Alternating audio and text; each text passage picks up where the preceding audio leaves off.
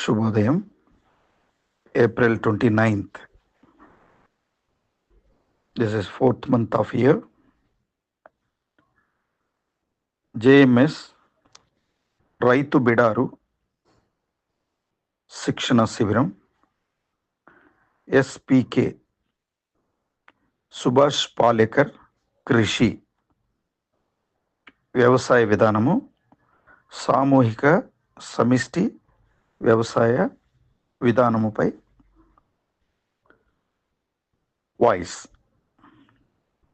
మాట్లాడుతున్నది ఎస్మాస్, స్వదేశీ మూలవాసి ఆదివాసీ వ్యవసాయదారుల సంక్షేమ సంఘం. రైతు సంఘం ఆధ్వర్యంలో మనం ఎస్పీకే సామూహిక సమిష్టి వ్యవసాయాన్ని మనం చేయటానికి కావలసినటువంటి మానసిక సన్నద్ధత, నిర్వహణ విధి విధానాలు చర్చించుకునే నేపథ్యంలో జేఎంఎస్ రైతు బిడార్లో నేను మాట్లాడుతున్నది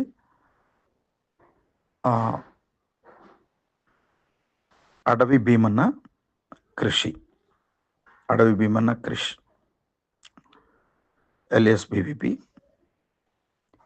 జేఎంఎస్ రైతు బిడారు, ఎస్పీకే సామూహిక సమిష్టి వ్యవసాయం అనేటువంటి రెండు పదాలు కూడా చాలా సీరియస్గా ఆలోచించవలసినటువంటి పదాలు.